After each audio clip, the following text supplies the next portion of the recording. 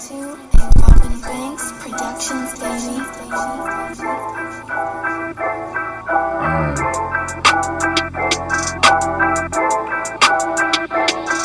Yeah, it's the underground, it's the underground, it's the underground, it's the underground. You better pass, you better run, and that's your ass, boy, you done.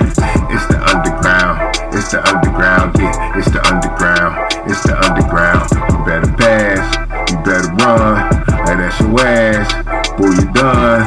Move the sticks, first down, you better not step out of bounds. You don't really want it, but you really need it. It's the underground, man, we undefeated. Michael Jackson couldn't beat it, fourth down, couldn't reach it, man, your squad about to lose it. Go ahead and face the music, flip a coin, you still lost. Pay the cost to beat the boss, turn your motherfucking lights off. Yeah, CTE, these niggas can't see me. Got your head fucked up, got the game locked up, and it's over for your ass. Fourth down, you better pass. You know what it is, you ain't gotta ask. It's the underground, it's the underground, it's the underground, yeah, it's the underground. You better pass, you better run, and that's your ass, boy, you done. It's the underground, it's the underground, yeah, it's the underground, it's the underground. You better pass, you better run, and that's your ass, boy, you done. Yeah, it's the underground, baby. It's your boy Filthy Rich, your host.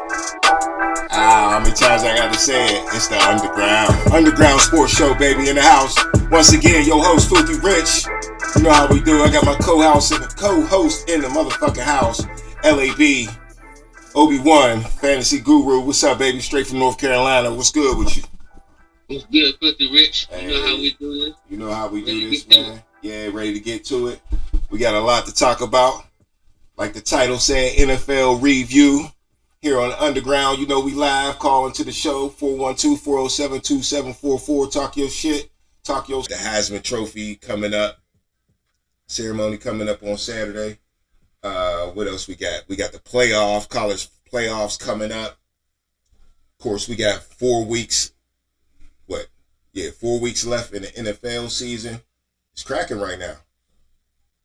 What you thinking, man? What you got on your mind real quick? Ooh, a lot of craziness going down. A lot of craziness going down. About to go down for week 14. Oh, yeah, but, definitely. Week 13, a lot of shit went down in week 14. Still wide open. Still some positions left on the table. You know what I'm saying? Not everybody's clinched any dang thing. Especially in the NFC South. Yeah, for sure. It's definitely grimy around there, man. For sure. Like I said, we got a college football to talk about, man. We had some dope championship games this weekend. And we got the playoffs settled, man. We got a playoff that's going to contend with the NFL playoffs. I'm really liking this college football playoff format automatically. I mean, it's really got me... they got 18 teams in the playoffs? Yeah, no, they got 12. It's 12. Is it 12? Yeah. It's 12. That's right. And I'm about to tell you the teams right now. Matter of fact, tell everybody the teams. 12 teams. All right. So I'm going to go through the lineup real quick. I tried to get a quick image of it, but couldn't. But I got it right here. First of all, 1 through 4 got a bye. All right. So we all know Oregon is the best team in the country. Hands down, proven. Will they win it all? We don't know that, but they've proven to be the number 1 team in the country, and you know how Oregon do. They get down, man. So Oregon's number 1 seed in the country. Georgia stepped up in their championship game and beat who did they beat in the SEC championship? I'm tripping. I got it right here though. Texas. It was Texas. Made it to the they made it to the SEC championship. They beat Texas in dramatic fashion. That was a real good game. All the games was good, man. I mean, Arizona State did blow out Iowa State, and that's the 3rd seed in the playoffs. I mean, the 4th seed is Arizona State, and the 3rd seed is Boise State with Genty on there, all right? You know what I mean? So Genty made the playoffs, and that brings up a big question about what we've been talking about a lot. You know what I mean? And we've been talking about a lot of Heisman hopeful.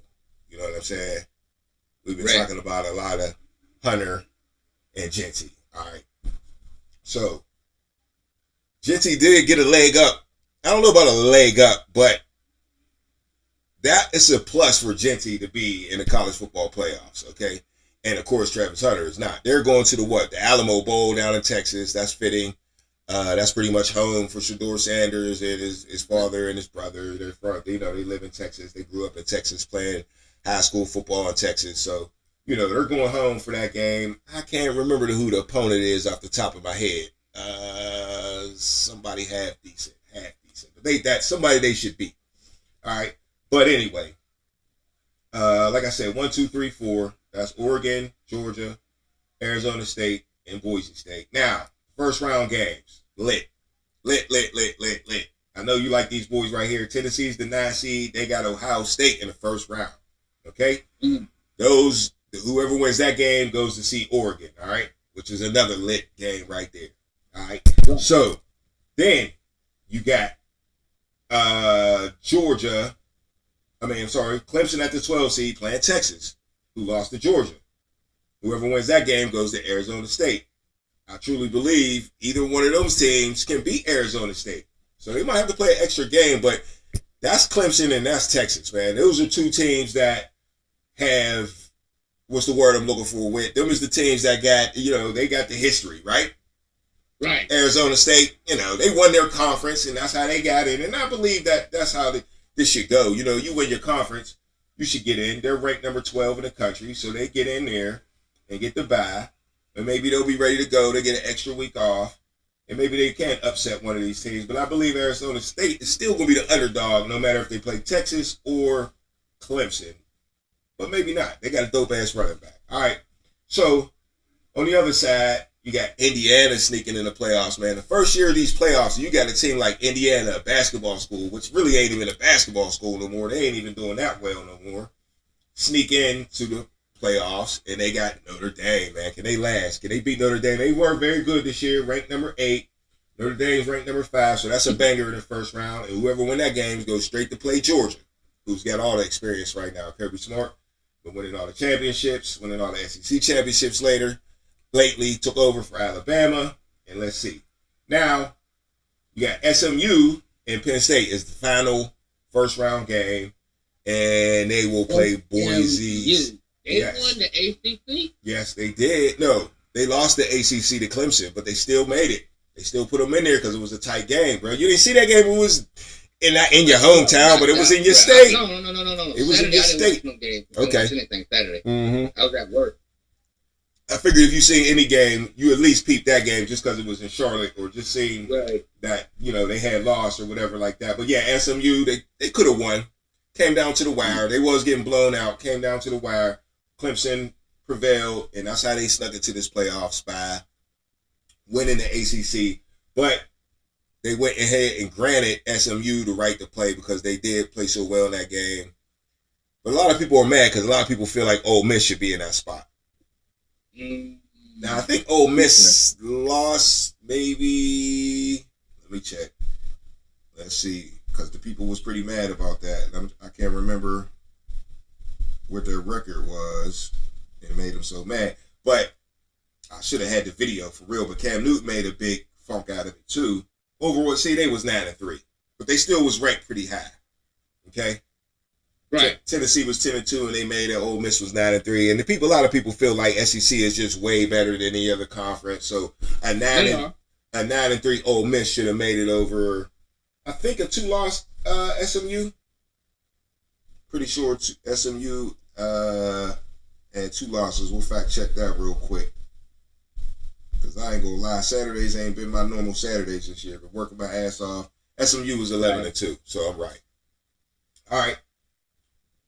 But the main reason we talking college football today is Hunter versus Genty, man. Now, me and you kind of went over this already. Last time we both said Hunter. Genty went crazy in the championship game against who did they play in that championship game? UNLV. Of course, UNLV is not known for football at all or anything, but they were ranked number 20 this year. But they beat him 21-7. Genty almost had 100 yards. I think he had like 177, big game. He's like 120-something yards away from Barry Sanders' record. I don't know the exact number, but it's something like that. It was like 130-something, and then he had another little 7-yard run. So it's down to like 120-something to break Barry Sanders' record, all-time rushing in college. So that's big, just because you breaking Barry Sanders' record, okay? And even Barry Sanders came out and said he was rooting for him. I told you what Le'Veon Bell said. Remember I was talking about Le'Veon Bell, and, you know, it was pretty biased, though. He believes that Barry Sanders pretty much said the same thing. You know, I'm rooting for him. Records are meant to be broken, he said on Twitter, and that he's rooting for Genty to win the Heisman. Of course, it's another biased running back voting for the running back. You know what I mean? But a lot of people I ask few people at work and stuff like that, people I see, man, they still, a lot of people's on Hunter's side, though, man, because they just ain't seen what he does. Right. You know what I mean? So, I mean, I'm asking you one more time. It's Saturday. I mean, you ain't got to make your final decision till Saturday, because I ain't gonna lie. I'm still kind of, there's a lot of factors in this thing, man. This is one of the biggest Heisman, like, since, I want to say, Charles Woodson and Peyton Manning. Because if you remember that, Peyton Manning was really like the favorite from the door. Like, hey, ain't no way nobody's going to take out good old Peyton Manning. You know what I mean? Daddy was a great pro. You know what I mean? He got the, you know, he's at Tennessee in the SEC balling out. But then Charles Woodson, once again, playing both sides of the ball like Hunter, not to the level Hunter is, but they slid him in there on offense every now and then. And he had this one big game that, and it was, I want to say the Rose Bowl, or maybe no, it was the Ohio State game. He had the rose in his mouth because they was going to the Rose Bowl after they won that Ohio State game, and that's when Ohio State was at the top. Ohio State ain't what they was then. But anyway, Michigan beat Ohio State because of Charles Woodson had this crazy punt return and crazy receptions and played defense and offense and stole the Heisman off of Peyton Manning. Peyton Manning does not have a Heisman trophy because of Charles Woodson playing like Travis Hunter. Yeah. So, but Travis Hunter took it to another level. He's taking snaps all day on that side of the ball. He's taking on snaps all day on the other side of the ball. But, like I said, Charles Woodson had that big game. And Genty, this time in this fight for the Heisman, Genty had the big game. Because the Colorado Buffaloes didn't make it to their championship game, so they wasn't able to play this week and represent on national TV, which they've been on national TV all year, though, right? So this was Genty's chance to be on national TV. Everybody already knows he's trying to break Barry Sanders' record. He's got 2,000 yards already, but this just put him on a stage where he ain't been on all year, and everybody got to watch him, and he might have just leveled up with the voters. Now, you know what I'm saying? There's like 800-something voters. But let me ask you this question, bruh. Answer me this. All right? I don't know if you're close to your phone or not, but you sound a little low tonight. You close to your phone? You on speaker or something? No. I'm right here. I'm on the phone. All right, cool. So, answer me this. Is your boy Hunter going to catch any bias, negative bias, because from all the hate from his coach / father figure, Deion Sanders? Is he, because you know who's voting. We ain't gonna say it, but you know who's voting. A whole bunch of old media dudes, you know what I mean. Ain't gotta say no more than that, you know what I mean. Is he gonna catch any, you think he's gonna catch any negative hate, or maybe lose a couple votes because, you know, people's hating on Deion? Is that a maybe, or am I tripping in my head? I don't see that. I don't think he'll lose any votes. I think they're just gonna just purely Vaseline Hunter. Ooh. They're gonna Vaseline him, kid. So it ain't even about so scratch Coach Deion. He ain't got shit to do with it. They just going Vaseline him from the door. So hold on. It's a lot to it, bro. It's a lot to it. I just feel, this is my opinion. I just feel like they're gonna do it to him because all right, think about it. He had a winning team, ranked 23rd. Yeah, they ain't bad. Not in the playoffs though. Not in the playoffs. Right. Not being in the playoffs can hurt bad. Wait, Think about who won it last year. Mm-hmm. They didn't make it to the playoffs. Who won it? Who? When old boy that's the backup quarterback for Atlanta, Penix. They didn't win it. They lost. They lost to who did they lose to? Georgia. They lost to Georgia. It was Daniels. Okay, Jaden Daniels. Yeah, he won it last year. Yeah, he won the Heisman last year. Yeah. Okay, so go ahead. It usually goes to a lot of time. Most of the Heisman Trophy winners are running backs. Okay, so it's a running back trophy. But lately, of course, it's been going to quarterbacks. Jaden Daniels. But this year, we all know it's either Hunter or Genty. But so basically, what you're saying is Hunter's about to get screwed no matter what by these voters because you think the voters are thinking Genty? Going on. Huh? It's already been coming out with some shit talking about Travis Hunter was stealing out of daggone Deion Sanders' office. I ain't hear that. Come on, yeah. I saw a little thing. They try to bring it up and post a little video that he was stealing something out of there. I'm like, man, what that man got to steal out that man's office? Okay. They ain't no thing. No, I seen the video.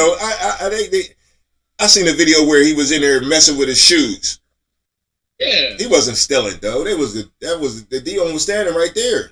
Yeah. Yeah, that everybody's going to debunk that. So that ain't got. So I'm just saying, what was the point you making? I'm trying to figure out what you saying. You saying the voters is going Genty? They might go fuck around and go somebody else. No, fuck no.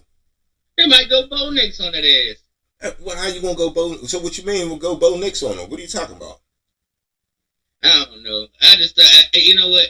That's just my opinion on it. No, what are you talking about, Bo Nix? What Bo Nix got to do with it? You know, I seen some of the highlights. The man has had some of the greatest highlight reels this whole entire season. Travis Hunter. Yeah, he should definitely be up there in the top. I mean, even including that that catch. You know what I'm saying? Bruh, he's in the top. It's either Hunter or Genty. Tell me which one I asked you, do you think the voters are going to be biased because of Coach Dion? I'm asking you. No, they're not going to be biased because of Coach Dion. And then you said they're going to screw him. He's going to get the Vaseline. They're going to be biased because they're going to be biased on him because his. Okay, he's really good at D-back. He's more better at D-back than he is wide receiver. Okay.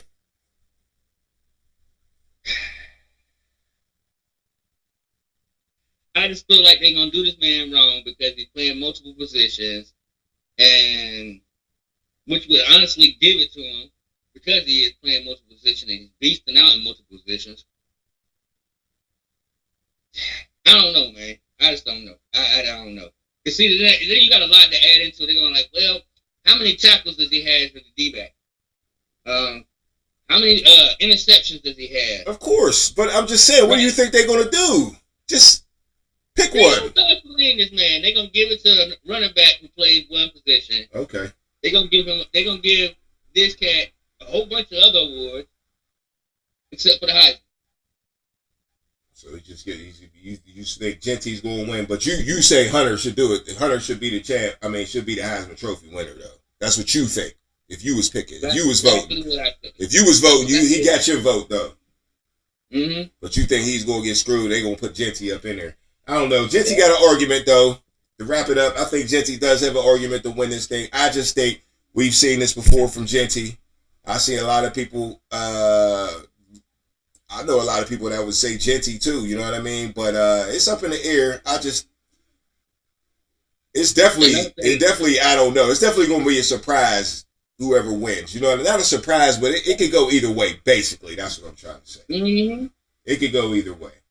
It's up to the voters, man. I think he's going to catch a little bit of hate from Dion and not making the playoffs. That's going to be a factor. I think a lot of people might be wild about, especially, well, they ain't got time to win a playoff game, but you know, Hunter could use one more game to prove himself, and Genty got that, and you know what I mean. He went crazy in that game, even though it was UNLV, man. Come on now. You know what I'm saying? UNLV. But he had 192 yards against Oregon. Mm-hmm. And the score was 34-31. So, yeah, man. All right. That's wrapping that up, man. We live. Before you go ahead. Go ahead. All right. So, it also depends on will he come out this year. Ooh. Travis Hunter? Oh, he's coming out. But go ahead. If he stays, right, that means Shedeur and Silo would just somehow magically pick up another year. Yeah, I can't see that happening. They already got the bag. Them boys is out of here. They did what they could do. Dion already got him a new quarterback. He got the number one quarterback coming out of high school already, and I think he's going. He's gonna go play pro and he's gonna go play pro. He probably tired of playing for his dad at this point. Both of them, go be a man. It's time to go be a man. All three of them, for real. Okay, their value has never been. It ain't gonna get no higher than this. That'd be a crazy move. But yeah, man, to the NFL Week 14 review. Let's get into it, man. 412-407-2744. Call into the show. We live, man. You can talk about anything. Jump ahead a little bit. You know what I'm saying? Do what you want to do. If you call into the show, ask us some questions. I got a couple questions for y'all. Ask her my Hunter or Genty question. Maybe y'all think of something we ain't thinking. So, call into the show, man. All right? So let's look at this NFL shit, though. For real. Let's get to it. Hold up. Hey. Let me get to it.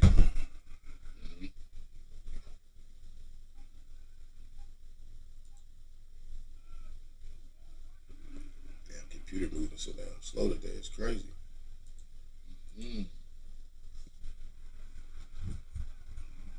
All right. You got the stream on? Yep. All right. Yeah, this is the day today. But anyway, all right, here we go. There we go. Get that out of here. All right. Hey, where we at? All right. Let's look at these games, man. Hey, way back on Thursday night. Feel like so long ago. It really wasn't. Had a long weekend. It's all good. It's always good when you have a long weekend. The Lions squeaked past the Packers, man. That was a big game on Thursday night.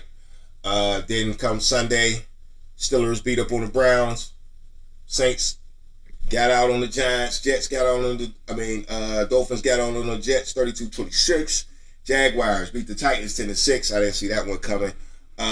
Falcons lost to the Vikings 42-21. That's bad, man. I think Falcons on a 4-game losing streak. We'll get into that later.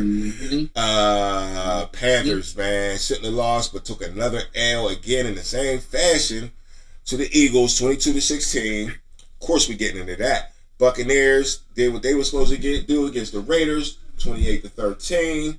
Seahawks in command again in that division. Beat the Cardinals, improve it 30-18. The Bears take an L to the 49ers, man. The 49ers is creeping again. Even without McCaffrey, they beat the Bears 38-13. The Bills go out to Hollywood, man, and take an L 44-42. They couldn't really afford that, but they still took it. Chargers tried to stand up to the motherfucking Chiefs, and again, the Chiefs smacked the motherfucker down the same way they've been smacking everybody else down by a couple points at the end of the game. It is what it is.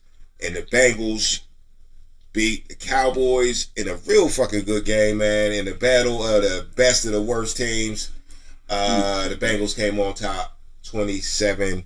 All right. So, let's take a look real quick. I keep doing this. Okay. We back. Take a quick look at these standings real quick. All right, AFC East, Bills 10-3. Like I said, they just took that L. Dolphins 6-7, trying to hang in there. Jets 3-10. Patriots 3-10. You don't really want to play the Dolphins, do you, man? They kind of warm right now, even though they probably ain't gonna make the playoffs. One of them scary teams, all right? You don't want to run into at the end of the year. AFC West, Chiefs still on top, 12-1. Chargers 8-5. Broncos 8-5. Raiders 2-11. AFC North, Steelers 10-3. Ravens 8-5. They'll be back this week. They've had their little break. They should be healthy and ready to go. Bengals 5-8, Browns 3-10, AFC South, Texans 8-5, Colts 6-7, Jaguars 3-10, Titans 3-10. All right, let's go to the NFC. Eagles, of course, sitting on top, 11-2. Commanders 8-5, Cowboys 5-8, Giants 2-11. NFC West, Seahawks sitting on top, 8-5. Rams moved up 7-6.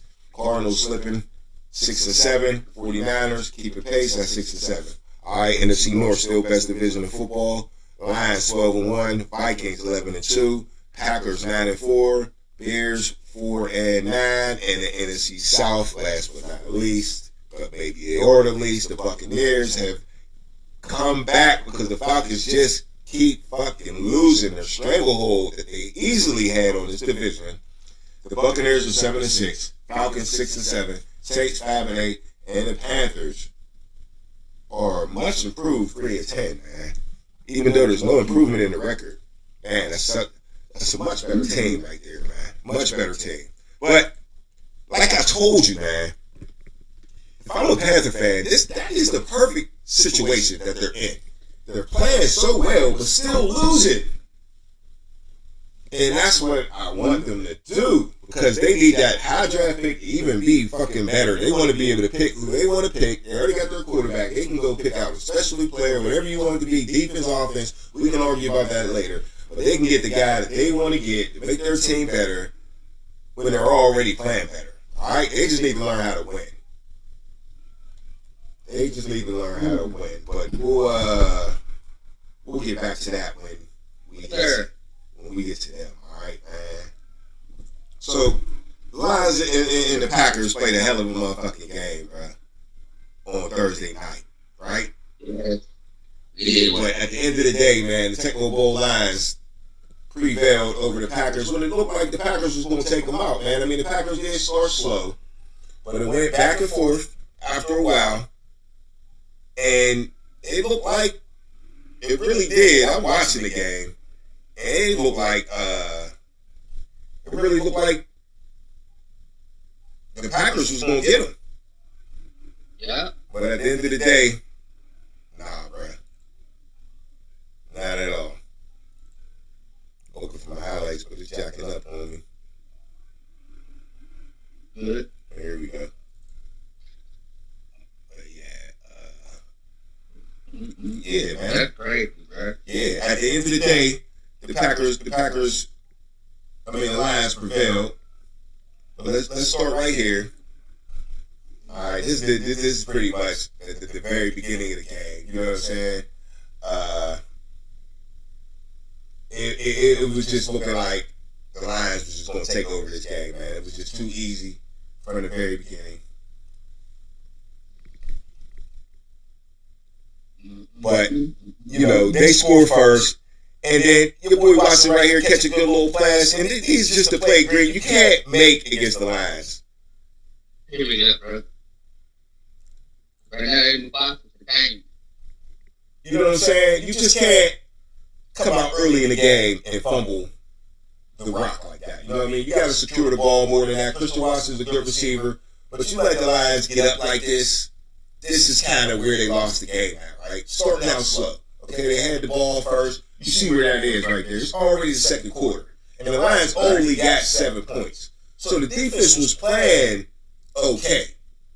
But then you start to drive a little bit. You moving the ball. It's a good, you know, he's wide open. A good little run. Yeah, you just seeing it. And he fumbles. Who is that? Tucker Kraft? No, it's Christian Watson. Oh, okay. Yeah. So, you know, he fumbled the bag right there. And unfortunately, the Packers start out slow. All right. So,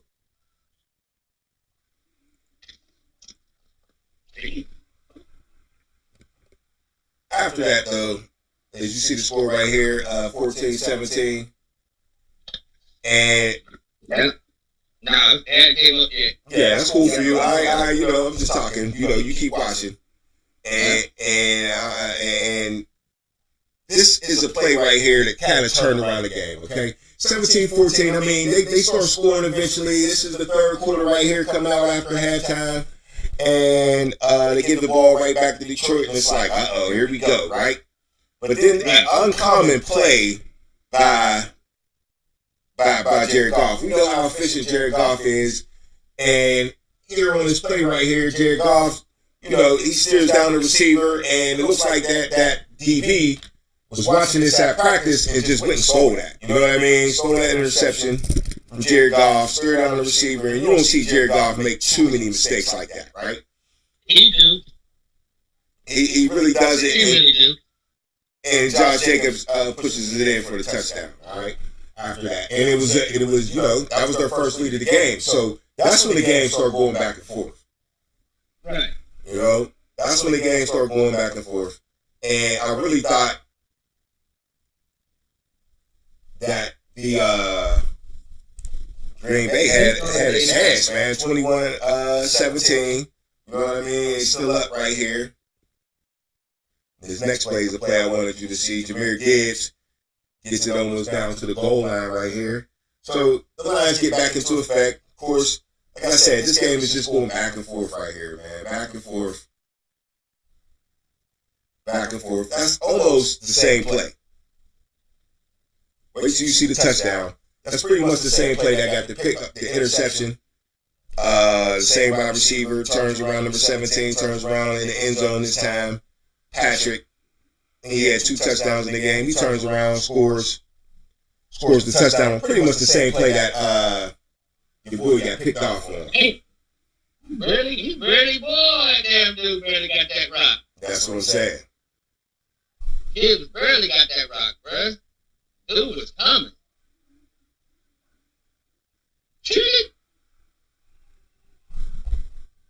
So and right there is probably arguably growing up to be one of the best motherfucking tight ends in the whole NFL. Sam Laporta. And you know, what's so crazy about it, the Detroit Lions already have history of great tight ends from in the past. Right. Like Charlie Sanders, that came from our high school. Right. Tight end. Number 81.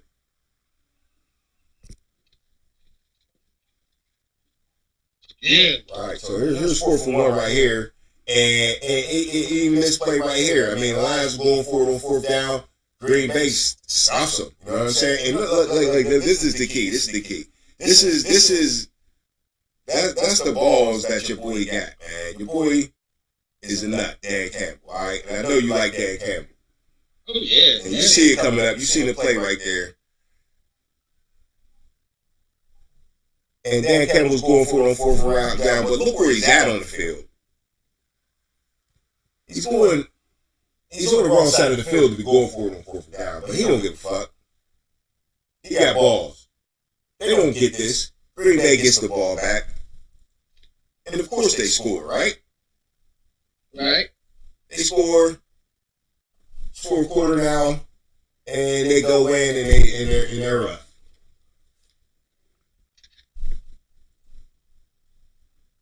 And they're up. But they go back and forth from there pretty much. Green Bay winds up losing the game at the last minute because your boy just keeps going for it on 4th down. They get to the last drive of the game, and he goes for it on 4th down instead of giving the Packers time to get the ball back and drive down the field again. He said, "Fuck it, we ain't kicking this field goal right now. We're gonna go for it again on 4th down." Got the 4th down, ran the clock out, kicked the field goal with 1 second, and they was the fuck out of there. And the Packers lose. So the Packers played a good game, but they just couldn't beat the technical goal lines. What you gonna do, man? I'll tell you what I'm gonna do. I'll tell you what I'm gonna say. I just think they look at the Lions. Oh my goodness. I don't know how to say this. I don't know how to say this. But I'm going to take my time and I'm going to say it right. Right. Alright, so the Lions can come up into a playoff choke up, man. Listen. What makes you feel that? Because I got a vibe with that too, and I'll tell you why I think that. But it's real simple, but I'll tell you why I think that. Go ahead. Alright, so Them old big ass carnivore eagles. I mean, one of the biggest birds on the damn planet. That's for a condor. Anywho, the Lions just like they're gonna run back. They're gonna run themselves. No, hell, shit. I mean, when you look at the schedule right now, the rankings right now, going back in the NFC North, you said at one time it was the best division in football, but because the Bears have just been totally slumping. Yeah, they still. I mean, the Packers still got an opportunity and chance to make it in. Oh, the Packers is making it to the playoffs. Looking at the games that they got left, right? Yeah. Wow. So they got the Seahawks, which ain't gonna be easy. Right. They can beat the Saints on Christmas Day at home. No, not Christmas Day. Christmas Day is 25th, Monday. Right. I don't know, Rich. Then they gotta play the Vikings. Yeah. I don't know, man. These next 4 weeks are gonna be kind of crucial. So let's go ahead and end this up real quick. The Lions, they did their thing. They decimated the boys. Yeah, they did. The Lions, they had the, like I said, they had the big balls, man. They went for it on 4th down 5 times, bro. And got it 4 out of 5 times. The only time they didn't get it is with the time I showed you right there. That's the only one they didn't get. But the other 4 times, dude just kept going for it on 4th down like, fuck it. He didn't give a fuck if they lost or not. He really didn't. And the players was behind him. So, yeah, that's real shit. All right, man. Chiefs-Chargers was another good game. The Chiefs was another game in dramatic fashion. At the end, basically, the fucking Chargers just gave the ball back to your boy. Gave back to your boy Patrick Mahomes with too much time left. Drove down the field. Nothing. The sad thing about it is this man ain't even doing nothing. Do we have to though? Do we have to what? He don't think about it. Him and Travis Kelce don't give a shit about no stats, no nothing, but winning the game and winning their 3rd Super Bowl. That's all they give a fuck about.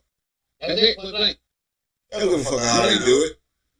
I would have to say this right here was key factor for Kansas City in that game, and that was a hyped up, energetic, hard charging Isaiah Pacheco.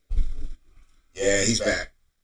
He back, bro. Was ready to go play, ready to go run, ready to go do it up, and he did exactly what he came out there to do. He went to go to work. Right. And Patrick Mahomes just fed off him. Just ate off him. Like, all right, shit. Let me get whatever leftovers you got left. And you notice it. It's like what you just said. Travis Kelce and Patrick Mahomes, he's making commercials. He ain't trying to get hurt. Let's go win some games. Go. Yeah, they try to put themselves in position to win. Don't get it twisted, but they ain't like they don't care about no godly stats or nothing like that. No, they don't. Nah. The only person that cares about stats is Andy Reid. Very true. And I don't even know if that for real. I say very true, but nah. I don't know about that. You think about it. Even Bobby came up from all those years in Philadelphia, all those missed opportunities, all those opportunities gone. Now I respect Andy Reid. Andy Reid's offensive line. No, wasn't he an offensive line? No, tight end or offensive line? I can't really remember. I want to say it was both. He played offensive lineman and tight end. Okay. Now, just like the Lions head coach was a tight end. Right. That's the reasons why they got Sam Laporta. So, Andy Reid has always been a mastermind at just creating offenses. And he always hires the right defensive coordinator to help him win games. Right. Somebody can run that defense, get the players that they want. And he got it. Right. I said that I got shut down when I said that they was going to go undefeated, but they really didn't want that. I mean, they close enough. Yeah. Yeah. Close enough. But then you mess around and you run into a team like the Lions once again. If the Lions can just prove it. Right. Play some temptations. Let's get it. Right. Yeah, well, the Chargers needed this game right here for real. They still probably going to make the playoffs, but they needed this game for their confidence. And the Chiefs just stripped them right at the end of the game, man. They're just like, just put them back in their place. At the end of the day, showed them what Chief Kingdom was all about. Even though they was at home. And, you know, the Chargers lost a lot of J.K. Dobbins, man. He's on IR. He was their best running back. Even though Gus Edwards did a good job, they could have used J.K. Dobbins. That might have made a little bit of a difference. But at the end of the day, the Chiefs prevailed, man. Chiefs prevailed. But the Chargers was at home. And also, what night was that game? That was Sunday night. When did the Bills and the Rams? I'm not sure they was at home. It might happen. I might get that part wrong. You was telling me they play in the same stadium. Forgot about that. Yeah, they do. So they both could have been at the Rams was at home. Yeah, that's what it was like. That was in Kansas City. I wrote it down wrong. Yeah, that was in Kansas City. Because our next game up was Bills Rams. Like I said, Bills went out to Hollywood and got their ass whooped a little bit. Yeah, they did. Now the score was 44-42. Mm-hmm. Game was exciting as hell. Yeah. But at the end of the day, Bills lose to a team that, what's the Rams record? 6-7? Mm-hmm. What did we say? 7-6. 7-6. Okay. Yeah. They lose to a team not supposed to be on their level, but we both know, we've been saying it from the beginning. We said it when the Rams was bad, right? Mm-hmm. And when it was under 500, we were saying that Rams, you don't want to play the Rams. Rams one of the best teams in football. Sneaky. Real sneaky. Mm-hmm. You know, I'm sitting here looking at it, right? Right. The NFC, the whole NFC conference, the whole NFC. Right. Let me go back to, you said, I want to go back to Chargers. All right, so let me go back to the AFC. That's where I want to talk about. All right, so you saying the Chargers probably will make the playoffs. I don't know. Okay, break it down. Break it down. Why not? All right, so you got the Chargers is 8-5. The Broncos is 8-5. Okay. You got the Ravens is 8-5. Okay. After that, right? Yeah. See, them was the three teams though. Right? There ain't nobody else. Unless the Colts catch up. Now, if they're going to losing streak, the Colts got a chance. We'll have two teams from the AFC North, three teams from the AFC West, and one team from the AFC East. Well, yeah, okay, I get what you're saying. One team from the South. From the AFC South. Right. 2 games back is scary. Yeah. The Colts 6-7.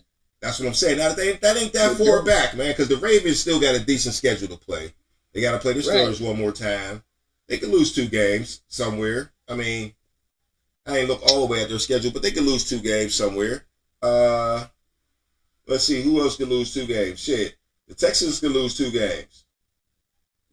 Mm-hmm. The Colts has got 7 losses. You know what I mean? And Miami, like I said, Miami's a low-key surgeon. They sitting at 6-7. So they definitely not mathematically out because there's 4 games left. But like I said, I just think the Chargers are better than that they will make the playoffs. Let's look at the Chargers schedule since you talk about them not making the playoffs. Let's take a look. Let's see what they got ahead of them. I mean, they already played the Chiefs twice, so they got that out the way. Let's see what they got left. All right, so they got the Buccaneers. The Broncos, the Patriots, and then the Raiders. So they got 2 cheese ball games. Then they got 2 decent games, right? Right. So they, like I said, they could lose 2. They could lose these next 2. Yeah, they're at home for them 2 games. I don't think the Buccaneers gonna beat them. I think the Chargers gonna beat them. And that's a West Coast trip. I think they might sweep the whole. Didn't the Chargers? Let me see. Somebody see it. Yeah. Mm-hmm. That's 1 down. Yeah. crush them and us. So hell, the Chargers gonna beat. Yeah, the Chargers were gonna beat the Falcons. I mean, not the Falcons, the Buccaneers. The Chargers gonna beat the Buccaneers. Oh yeah. They beat everybody in the whole entire NFC South. They beat us badly. We only put up 3 points. They beat the Saints badly. They only put up 8 points. Right. And they beat the Falcons the other day, a week ago, 17-13. Interesting. I'm just saying, bro. I'm just saying. I don't know what it is about Atlanta, man. They ain't got no offense, but they defense off the chain. They got a lot of players hurt on offense. I knew all that. Who, Atlanta? Yeah, they who's hurt on offense? They got everybody. They got everybody. Nobody hurt. No, nobody. Shit. It's Kyle Pitts in the last 2 fucking Kyle weeks. Pitts ain't did shit in the last few years. Huh? Kyle Pitts ain't did shit in the last few years. Right, that part. Why they keep getting this man's projection so damn high for? Man, they need to stop that. Because it don't never pan out. But back to the Bills and Rams, man. Like, right here, you see the score. 31-14. It's third quarter, though, man. That basically, the Rams just jumped up all on these boys on, it was like, I think this was 4 o'clock game on Sunday. Yeah, the Rams jumped all over them. 31-14. They had a block punt and all that shit like that. But Josh Allen had a historic game, and that really was the story of the game. Josh Allen, even in a loss, put himself back in a lot of people's MVP conversation. Because I don't know if you know, but he had 6 touchdowns. And 3 of them was rushing and 3 of them was passing. Those 2 touchdowns on the board at 14, those 14 points are already his 2 touchdowns. 1 rushing and 1 passing. So one was like a little screenplay dude broke and he scored on that, and then he had a goal line what you call it? He had a goal line QB sneak. So they was on a goal line and the QB sneaked it and got into the end zone. But this is really starting to cook once it was getting smoked already. You know what I'm saying? Josh Allen just kind of, and I knew it. He's my fantasy quarterback, and I said, well, you know, this is good for my fantasy team because they losing. They got to pass. He going to have to scramble and do his thing, and shit. That's what he was doing. You just seen a good scramble by him right there, and this was the play right here that got him in the swinging thing. Shakir took off on this one and got into the end zone right here.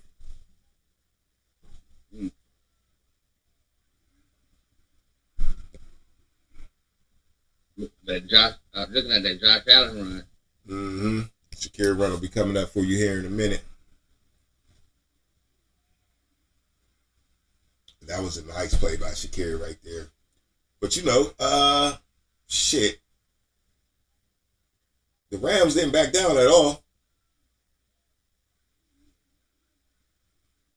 Which wasn't slowing down on me. Yeah, I'm getting a lot of slowness tonight on my videos, but yeah. No, you good. Might be good on me. Get out. Yeah, but they was just, you know, they was still eating, you know. Right. And here come the play coming up right here that I wanted to show y'all. You know what I mean? Like they never stopped on them. 31-21, and Stafford just throws a strike and a great catch by Cooper Kupp, who's been kind of quiet for Cooper Kupp, but he's still fucking dangerous, man. Don't nobody want to fucking play the Rams. I'm telling you, you do not want the Rams to make the playoffs if you're in the NFC. You don't want them to do it. Look at this catch off his knee. You let me know when you get it to where it's paused at. But yeah, the catch off his knee was crazy. So that put them boys up 31, 38, 21 at that point. Yeah, that's Cooper Kupp right there.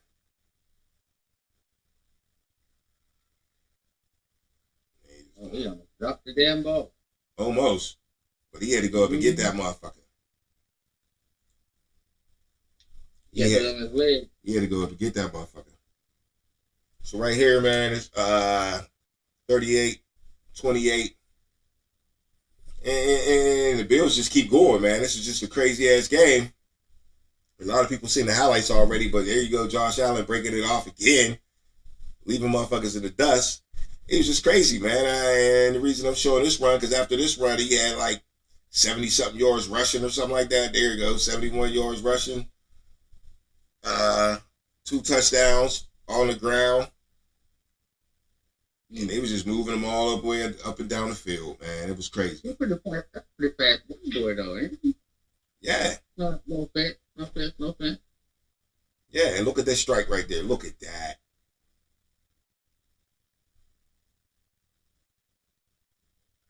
There you go. Look at this throw by Josh Allen. You'll be able to see it coming up. Boom. Perfect pass. Yeah. He just went crazy in the loss. I mean, he was just throwing dives all day. Just couldn't pull out the win because the Rams just wouldn't go away. Now it's 38-35. Damn, you put it right there in the pocket, bro. Yes, he Right did. there in the bread basket. Yes, he You put did. it right there in the bread basket. Like, get off me. Oh, shit, let me get that. But they just couldn't stop Puka and them boys. Let me get to my spot. There you go, right here. Okay, right here. 4th and 5, first of all. You got to stop these dudes right here. And they don't. Stafford gets the 4th down. They go for it. You needed to stop them. You might have won the game if you stopped them right there. But they got balls, you know, and they go for it. 3rd down right here. Another play where you could have stopped them. But nah, Puka on the screen. Touchdown. That's fucking game right there, man. That's fucking game. I mean, after the screenplay, I mean, Josh Allen still goes back down and scores, but it's over at this point. And that's where it was over. Great plays all day by Puka Nacua. He had all motherfucking types of yards. Let's go back and look at this game real quick. Let's check the stat line of this one real quick. Where we at? Let me see. Yeah, Bills Rams. You know what, though? I'm listening. That's one thing we don't talk about is Matt. I'm listening. Yeah, we don't talk about Matt Stafford. He do his motherfucking thing. And Detroit decided to trade for dang on Jared Goff. Yeah, it was an even trade. At the end of the day, it's coming out even. I mean, the Rams do got their Super Bowl off of Yeah, him. they do. And the Lions is pretty much close to one if they can put it all together. So it's looking like an even trade. But like I said, Puka Nacua just went the fuck off. 12 receptions, 162 yards. They just couldn't stop the motherfucker. They could have stopped him once. The Bills probably would have won that game. But they couldn't stop him, Matt Stafford either. Matt Stafford had 320 yards, no interceptions, 2 touchdowns. Defense just took that L. The defense, they say, do your defense travel? And the Bills' defense didn't travel. But the Rams is a dangerous team. Like I said already, you don't want to see the Rams in the playoffs. If you can find a way in the NFC to keep the Rams out of the playoffs, do that. Do that. Because you don't want to see Matthew Stafford. You just talked about him. We don't talk about him. People don't talk about Kyron Williams enough neither. Well, they don't. You don't want to He's see doing him. pretty okay, though. Pretty okay. He's like 3rd or 4th in rushing, something like that. He's in the top 5. And you don't want to see Puka. You know you don't want to see Cooper Kupp. He's already a Super Bowl MVP. So, yeah. And you don't want to see Sean McVay, their coach. The coach know what the fuck he doing. Before Matt Stafford, he would have had Jared Goff in the Super Bowl. And they ain't scoring no points. But that's what got Jared Goff fired right there. For real, that game right there. That Super Bowl against the New England Patriots. Belichick won that Super Bowl. Everybody, always want to say Tom Brady was, if it wasn't no Tom Brady, Belichick wouldn't have been shit. But there's a couple Super Bowls with Tom Brady that Bill Belichick coached that shit the fuck up. And that was one of them. And that's what got Jared Goff out of there and said, I need a better quarterback. Not knowing that Jared Goff was going to keep his head up and do the same damn thing. You know what I mean? You probably could have had, he's definitely younger than Matt Stafford. So you could have had him for a lot longer. But they sacrificed the Super Bowl for a quick. You know what I'm saying? They sacrificed basically a young quarterback for a quick Super Bowl. Which, hey, that's even, right? Yeah. That's very even.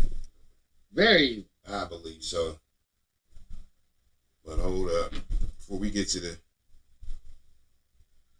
Still got a little bit of juice going on here, man. We're moving a little slow. But that's all right. We're going to take a water break real quick. All right. And we're going to be right motherfucking back, all right? All right, what to do? All right, back. Banks Productions, baby.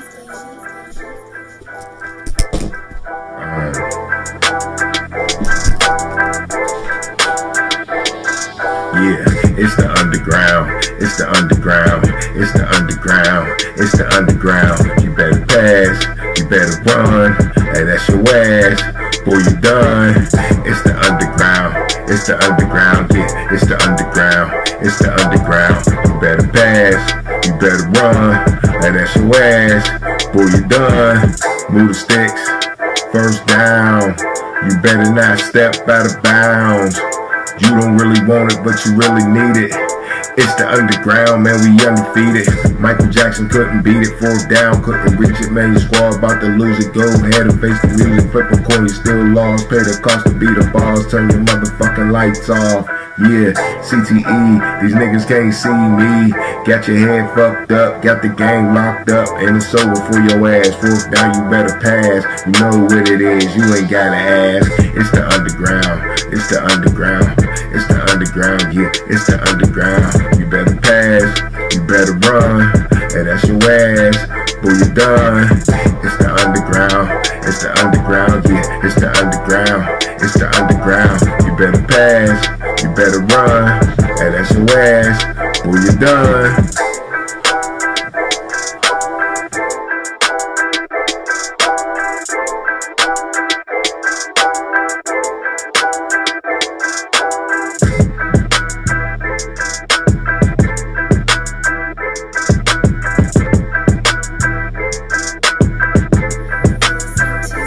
Robin Banks Productions, baby.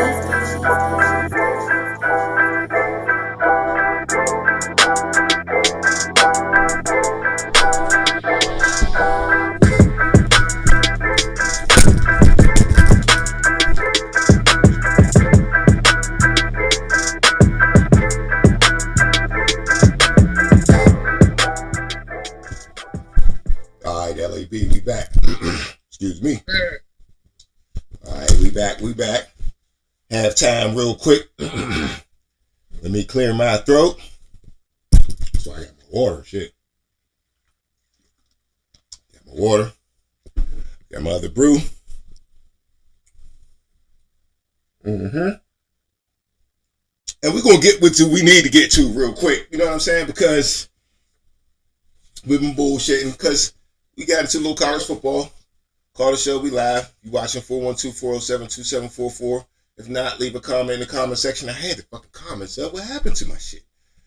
But anyway, let's get to the nitty gritty. I saved this till after halftime because, you know, the PA state teams, Eagles and the Steelers, they really didn't have a big opponent this week as far as their record.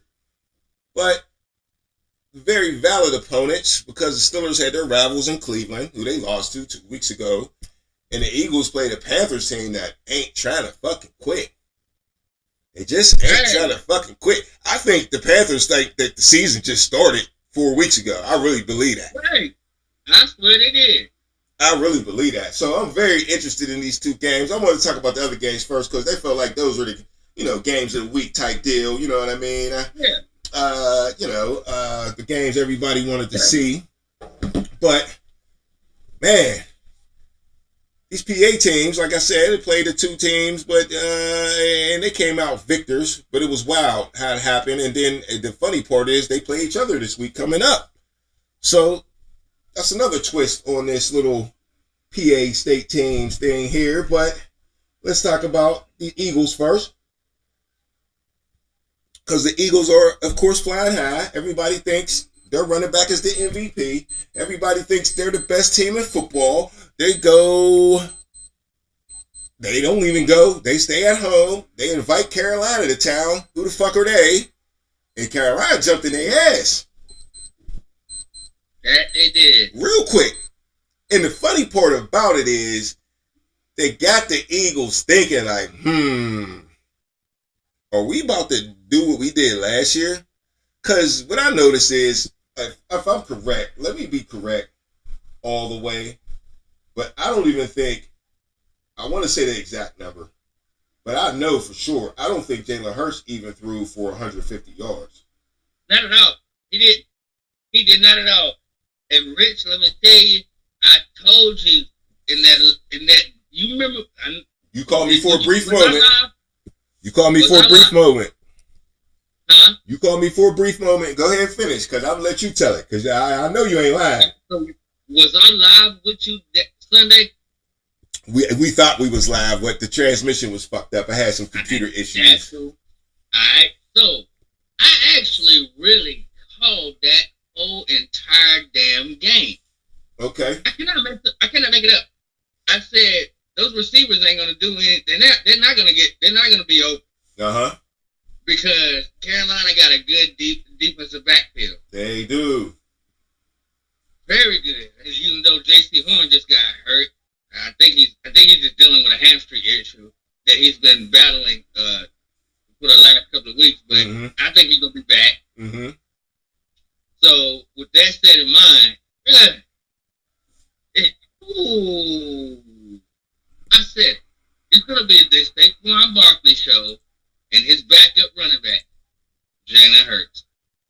Who else was the backup? I mean, all right, so the you backup, said it. probably the backup, huh? No bullshit. You said it. Right. I said it.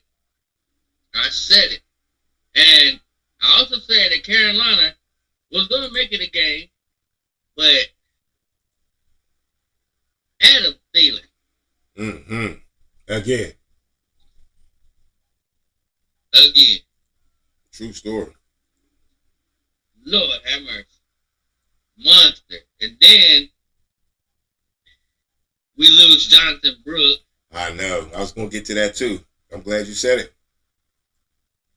I ain't have to say it.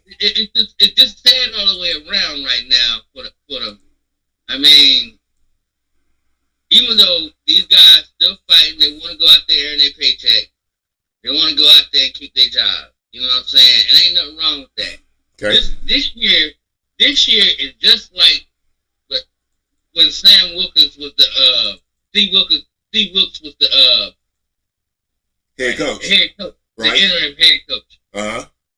In those last couple of games, bruh, they went all. Panthers was this monster mode. Right. And then came down all the way close to almost like making it into the playoffs. Mm-hmm. Just like we needed to beat the Eagles. Right. Then the Xavier Leggett drop. Probably like one of the first drops that he had. I mean, he hadn't really been targeted. Well, he has been targeted a lot. He's caught pretty much everything. Okay. Man. But that kick right there, when the coach got into him and said, man, you should have caught that. You should have caught that. Mm-hmm. Mm-hmm. That catch at the end of the game, man. Miscues. We caused ourselves to lose the game. Right. Just like the damn Cowboys. Right. Bryce Young had a really good game.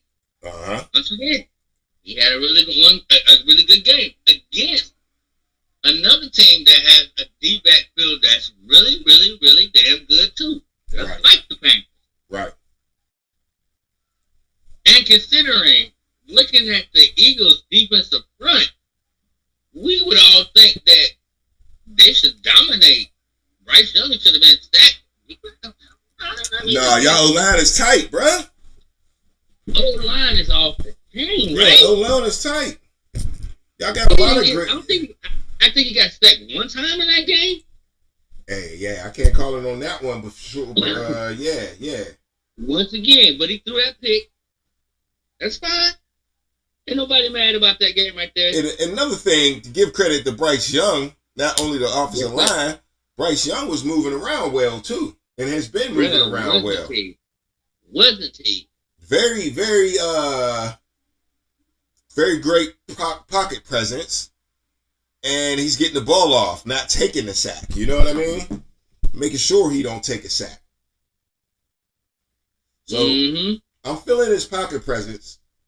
Adam Thielen with 9 fucking catches for 102, averaging 11.3 a catch, was crazy. Adam Thielen's been going off. I want, how old is Adam Thielen? He's up there. He is 34 years old. He is doing his damn thing for Bryce Young. Okay? And he's probably, I guarantee he's a leader on that team. He is. If not the leader of this offense. Yeah, he's one of the captains. He gotta be. He's definitely one of the captains. Once again, Chuba Hubbard doesn't. He doesn't disappoint. He doesn't disappoint at all. 3.5 yards a carry, which is a first down every 3 carries. You cannot complain about that. No way around it. No. With a touchdown. So, I mean, when it comes to the Carolina Panthers, everything's going in the direction y'all wanted to go in. In this game, as much as the Eagles won, this game is really about the Carolina Panthers to me. Totally. And Bryce Young to me. And it's been like that every game since what? Let's check it out. Since the Chief, really before the Chief game, because you called one of their wins before the Chief game. I can't remember who it was. Let's see. Let's go back to the Chiefs. No, okay. So, yeah, they lost to the Bucks. They lost to the Chiefs. They beat the Giants. And they beat the Saints. That's the one you called. All right? Yep. Not really an upset, but I was thinking that, that's when they first got it cracking. That's when they first took off right there. Then they beat the Giants. And it was like, ooh, we ready. We ready for the Chiefs. And they came so motherfucking close. Then they came so close to beating the Buccaneers. Then they came so close to beating the Eagles. And really what it's turned into is, okay, you better than the Saints. You better than the Giants. But can you beat the good teams? Do you know how to win? Do you know how to beat a team that knows how to win? You know what I'm saying? And the Chiefs know how to win. The Buccaneers know how to win. And the Eagles know how to win.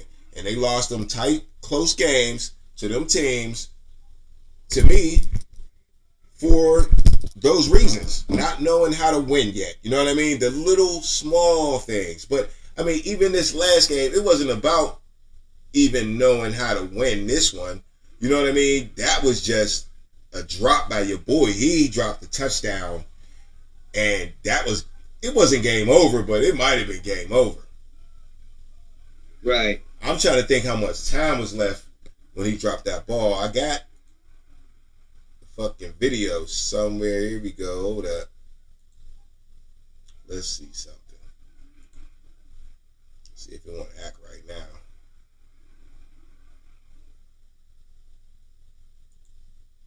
Let's get a little further into the game. Right here around. Hold up. Okay. 22-16. Here we go right here. Yeah, this is the drive right here.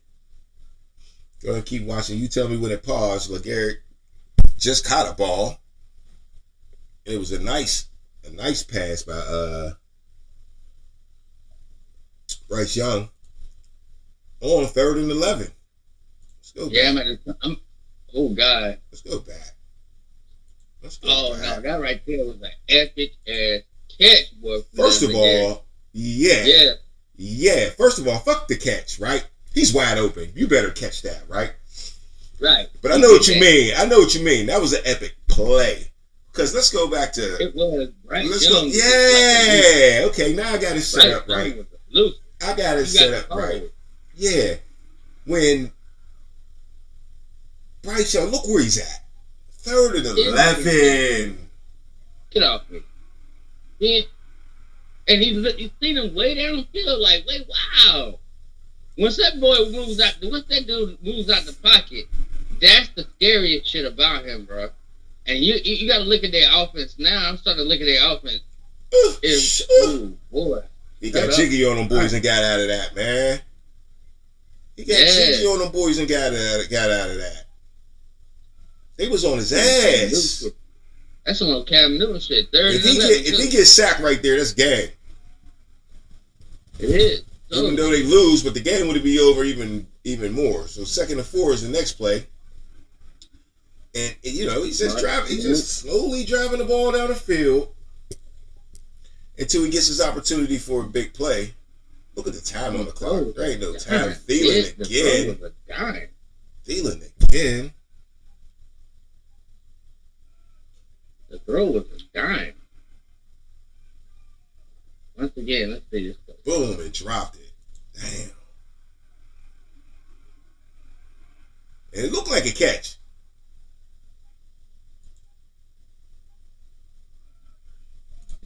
It looked like a catch.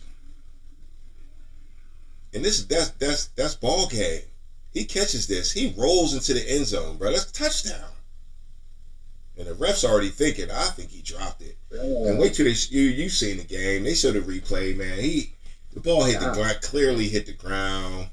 He been playing so well. A rookie player. You hate to see him lose. Yeah, I mean, just drop the ball. I mean, that's not an easy catch, dog. It's a bomb and he's diving. I wouldn't mind. You know how many people can't catch that ball, yo? No, I wouldn't mind seeing him on the route instead of seeing Bryce Young drop back. See him run on the route, because what caused him to just really slow down? He was slowing down and then sped up. Like, oh shit, the ball coming. Yeah, let me right here where you got it right here. I like this right here.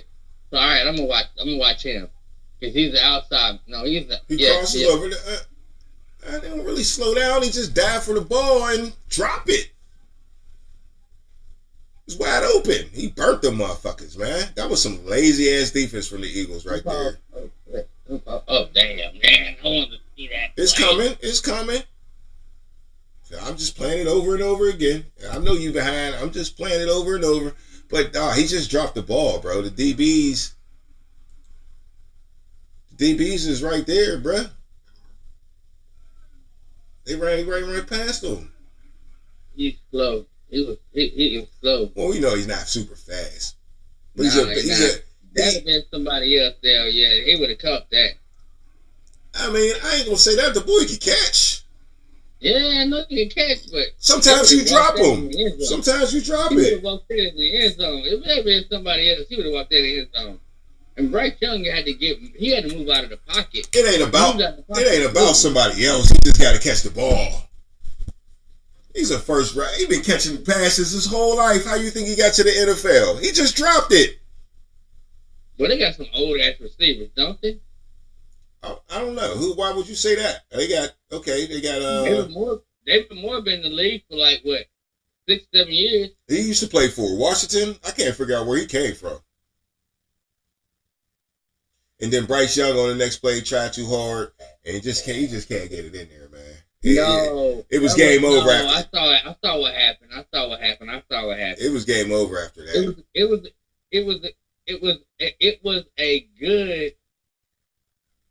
was a good pass. It was a perfect pass. What you talking about? I'm listening to what I'm trying to say. I'm listening. Speak up though, real quick. Make sure you sound low. Go. It was a good pass. It was a good pass to a slow receiver. Okay. So not to mention, it was a bit overthrown. Oh.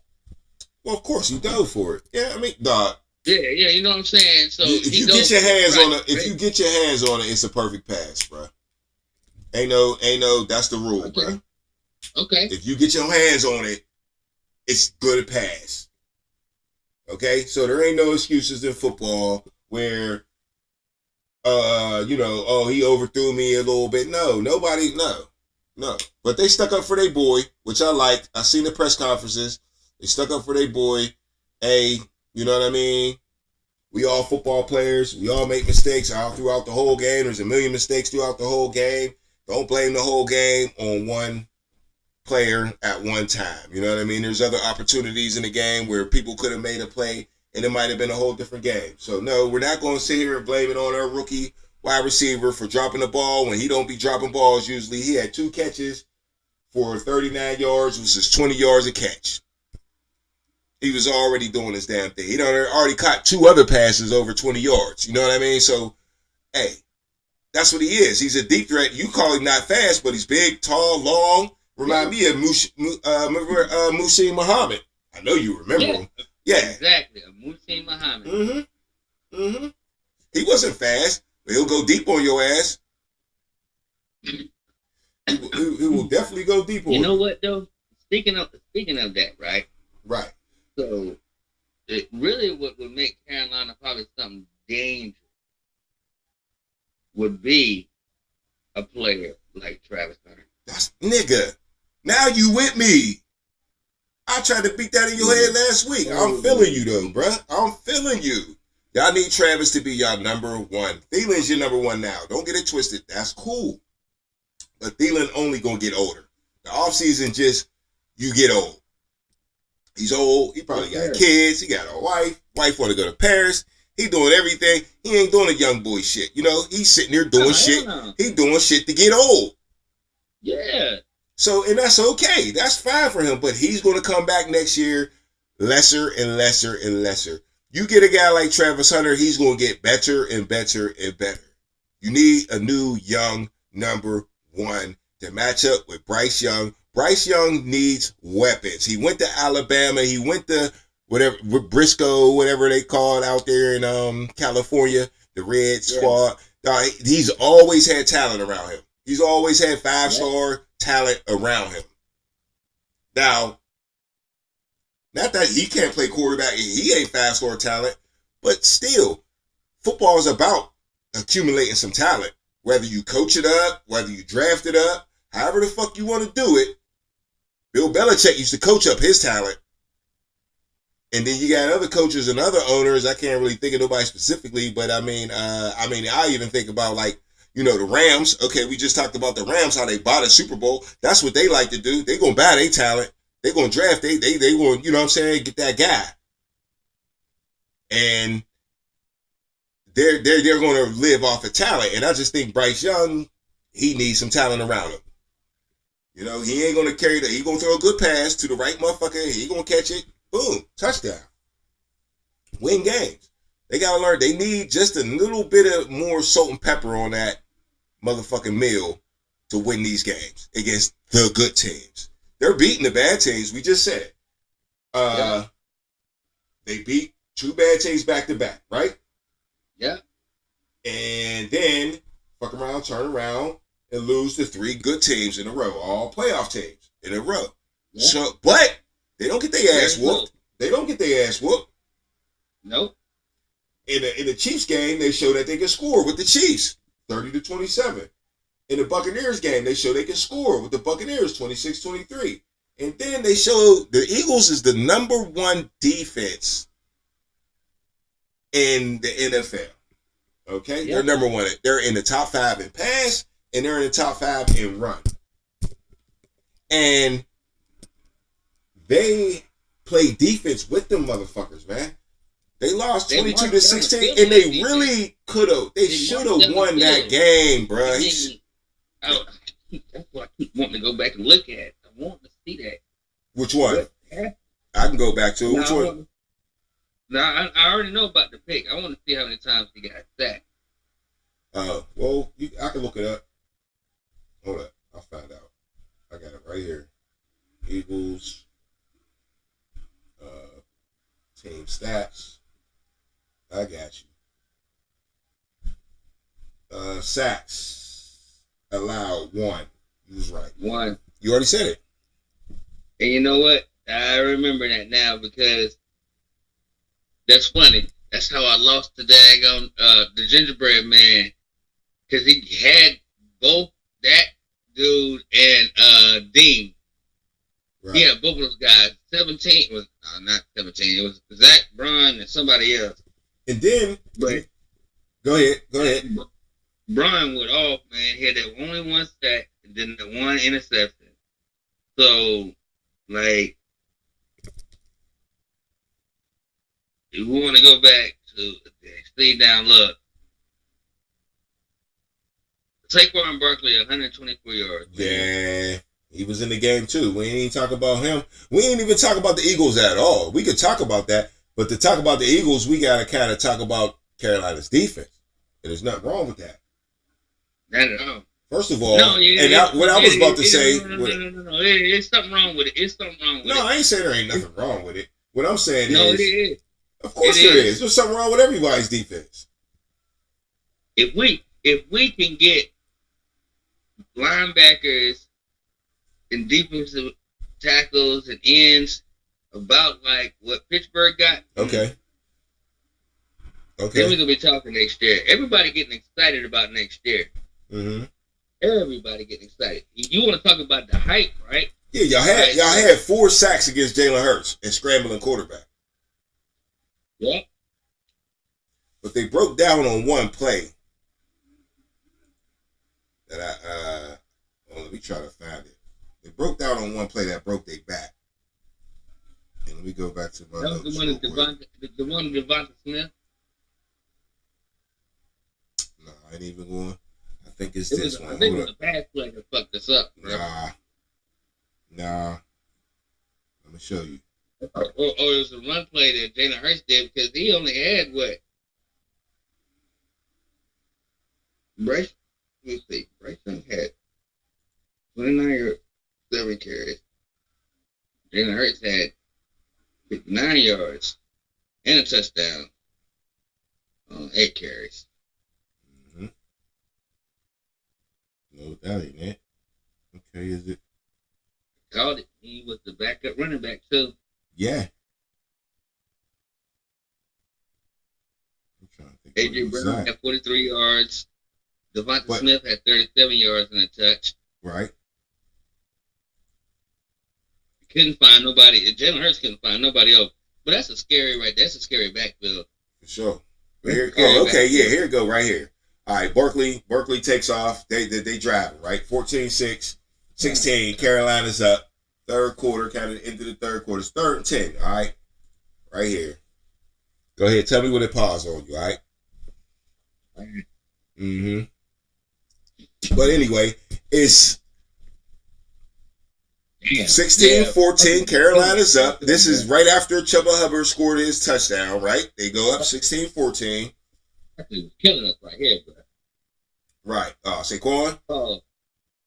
Right. So, yeah. So, after that, on 3rd and 10, they got him. They got him by the balls. 3rd and 10, right?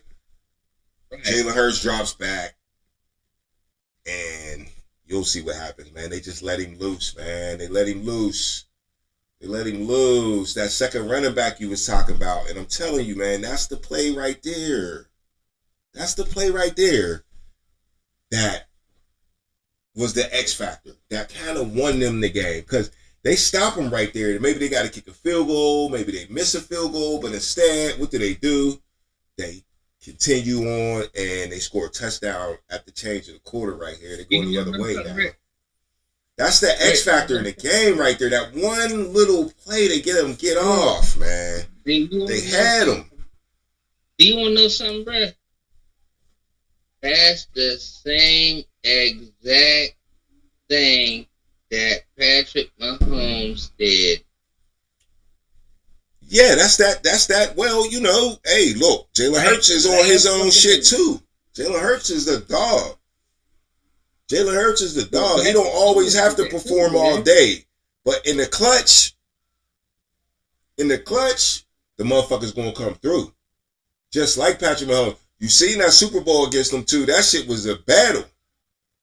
That shit was a motherfucking battle. So yeah, Jalen Hurts is that fucking dude. Even though, hold on, let me see. Let me go to the stats. I've seen him. He had 108 yards. Was I right then? I was right. Yep, 108 yards. But the motherfucker had 59 yards rushing, though. Like you called him, he's the backup running back. He is. When the shit gets rough, and they couldn't throw against Carolina, it's obvious. How many attempts did they have? But they only threw the ball 21 times. Yeah. They didn't have the ball long. Carolina had the ball all day. Killed the time of possession. Yeah. Like they've done in all their games that they played. They've killed time of possession. And that's how you stay in every game. Mm-hmm. Now you just got to learn how to win. That's how you stay in every game, and now that's how you learn how to win. But what I hated to see in that game, which you already kind of mentioned, we watched our boy Jordan Brooks go down. Now, a lot of people don't probably know who Jordan Brooks is, but he was a hell of a player at Texas. Was looking like a real good running back. Him and Chuba Hubbard was supposed to be the 1-2 punch. Now, am I right that they paid Chuba Hubbard some money? Oh, you was right. Okay. So after Chuba Hubbard done proved himself without Jonathan Brooks, if Jonathan Brooks was out there, I don't know if Chuba Hubbard gets paid because they were supposed to split time and be a tandem backfield, and that was supposed to be a lot of their electricity on offense. Didn't happen. Everything got off to a slow start for Carolina.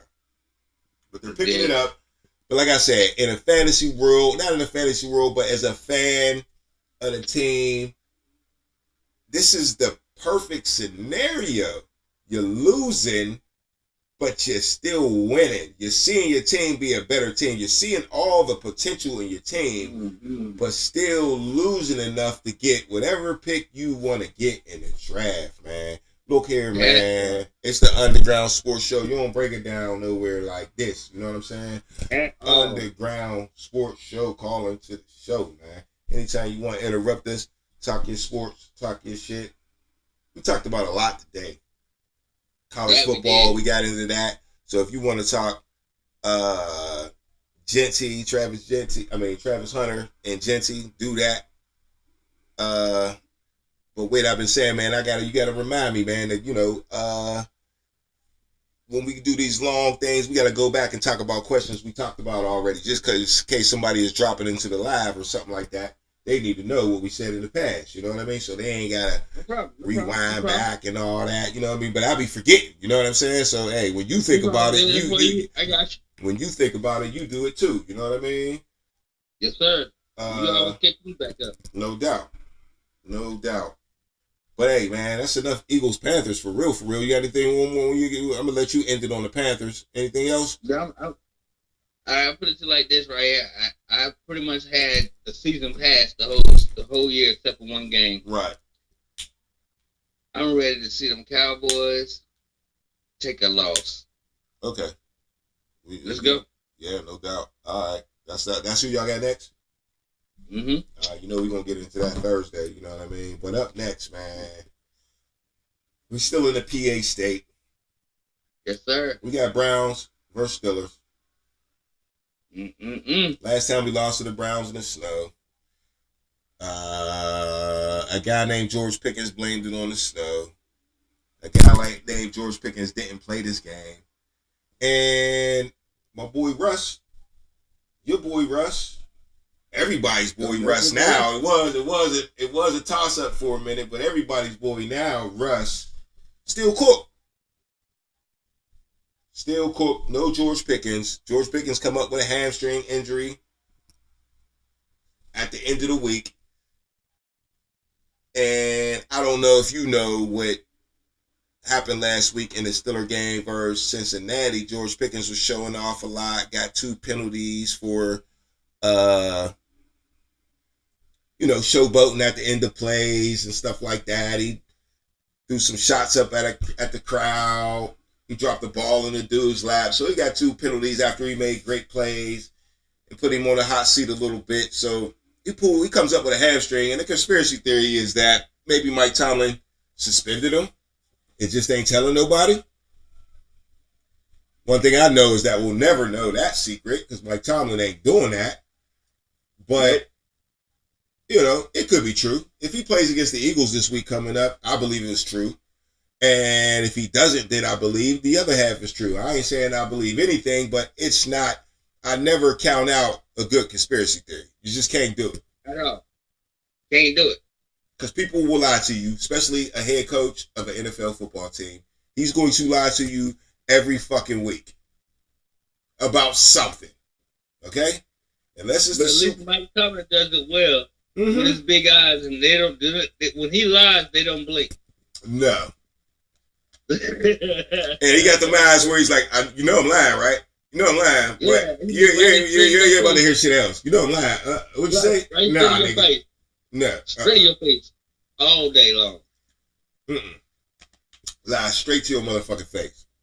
So anyway, but to the game, the Steelers prevailed. Steelers defense stood up. They were opportunistic as usual.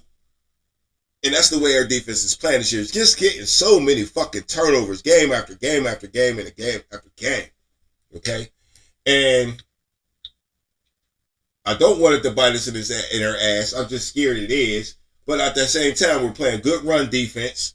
And the pass defense is failing us a little bit. Not too bad, though, because people were forced to pass against us, so they're going to get their yards. So the stats don't look that great. But like I said, in the passing game, that's where we get our turnovers. So go ahead and pass the ball. And let TJ Watt knock the motherfucking ball out your hand, or one of his friends. You know what I'm saying? Or let Benton get a motherfucking big-ass motherfucking interception and shit, the defensive lineman. Go ahead, throw that motherfucker if you want to, all motherfucking day. We gonna make you fuck up.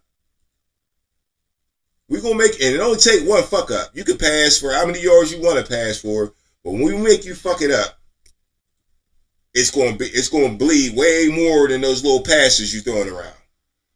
Exactly. It's gonna bleed way more than that. So, shout out to my motherfucking Steelers for stepping up without no Pickens. Russ Cook didn't have 1,000,000 yards, of course. Didn't really need it. He proved it last week. He could win a shootout if he needed to. He proved that he could win it with some guys that's not the number one guys. He's been doing that his whole career, though, right? Russell Wilson has always been playing with players that were, not household huge names, right? What was the receiver's name? Baldwin. Made himself into a player. Tyler Lockett, made him into a player. Russ is the type of dude that's going to spread the ball around and be cool with everybody. He ain't going to be screaming out wide receivers for dropping the ball or making a mistake or running around wrong route. He's going to pep them up, tell them to do it the right way, and make the play next time. And that's how Russell play. If he make a mistake, he don't put his fucking head down. He said, all right, I know I'm a great athlete. I know I'm in tune with what's going on. Just make the next fucking play. And that is trickling down to the rest of the offense. And that's why you see the success. You got Najee Harris getting back in the business. You know what I mean? Proving that he should have got paid by the Steelers this year. And your boy Jaylen Warren ain't backing down from shit. So he's doing his motherfucking thing. Steelers is looking strong. The game didn't really... Yeah, they are. The game, they didn't blow the Browns. They really blew the Browns because it was 27-7 at one point. Defense put them in great positions. They started out a little slow, but so did a lot of teams this week. Shit, the Bills started out slow, and they fuck around and lost, though. Because their defense never stood the fuck up. But the Browns was winning 7-3 early in the game. They just didn't buckle. They didn't buckle to the pressure. At all. They knew they lost to them last time. They knew they didn't have George Pickens, but they stayed calm, like Russell Wilson's personality, and you can see his personality on the team right now. You can see it. And the defense is believing. Once the defense get to believing they got a guy to win for, they go even harder. It's just that, when it comes to the playoffs in the AFC, man, it's going to be a toss-up. I got a feeling that, if we're going to play the Ravens again in the playoffs, probably. But the Steelers could be the number one seed if the Chiefs slip up. We could beat the Chiefs on Christmas Day. And if somebody else could beat the Chiefs for us, Buffalo's already slipping. I need that number 2 seed, though. I need the Steelers to have a number 2 seed. I think y'all searching, bro. And now, no, you might not catch the Chiefs. It don't matter what seed you get. Most likely, you probably will get that number 2 seed because they got like the second best as a division captain, a division leader. Yeah, because we tied with the Bills. We tied with the Bills right now. Let me see. Did it have? Yeah, I think it did. Let me make sure I'm right. Hold that thought. Don't go nowhere.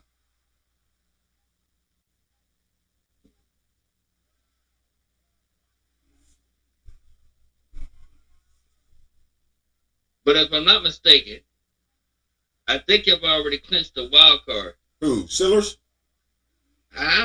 Don't quote me on that. Yeah. I want to make sure for sure I was right.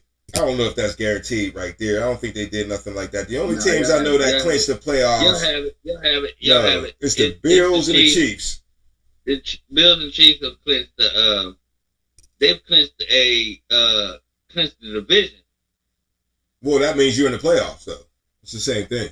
And if the Steelers, y'all got the Eagles. I'm so I don't want. You know what? We got the Eagles, Chiefs, Ravens, and Cincinnati.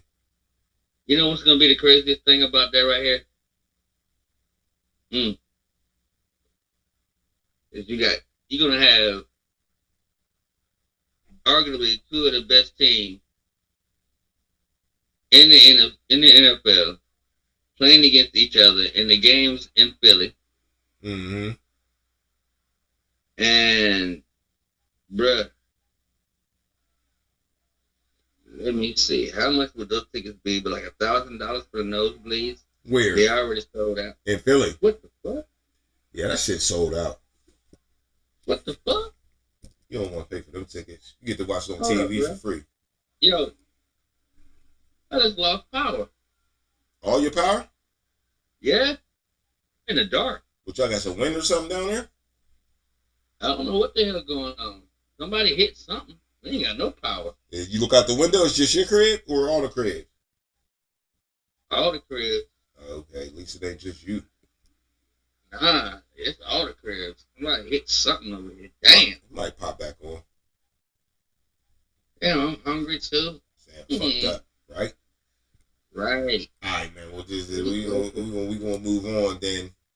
Yes, sir. Since we in the dark, fucking around, talk about the dark. The lights went out on the 49ers in that Super Bowl, and that's the game up next, the Bears and the 49ers, man. And really the only thing to talk about is the 49ers dominance in this game, and the bad news Bears is fucking back. They started out like they wanted some smoke, but at the end of the day, nah, the Bears don't want no smoke. Look like they done put their heads down, their tails under their whatever, and headed back home. But the who's scary, though, is the motherfucking 49ers.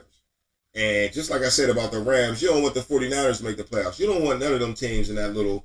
And I always talk shit. What I say? NFC North, best division in football. I still ain't giving up on that. You know what I'm saying? Fuck the Bears. I really never was worried about the Bears when I was saying that anyway. But the point I'm trying to get to is whoever come out of that NFC West is ballers too. Now, the team I was liking a lot and thought was going to win the NFC West, the Cardinals, have slipped up and turned into the worst team in the NFC West to me. And it's really it's been Kyler Murray's fault, man. Throwing a lot of interceptions, bro. I don't even know if I can bring up that game. Good. Nah. That ain't good. Need to refresh this, but yeah, it's been Kyler Murray's fault. And because I've been watching it. Hold up. It came up. Yeah, my slow ass computer. I need a computer for Christmas. This might be the play I'm talking about right here. What's this? Oh, no, I had to reset. I had to refresh the site. I ain't timestamp it neither. Nope, I didn't. But anyway, Kyler Murray threw like back-to-back interceptions, bruh. Fuck this shit up. Fuck the shit up. So just like I showed you last week when he did that shit against Minnesota, right? You remember he did that shit against Minnesota I showed you last week. Yeah.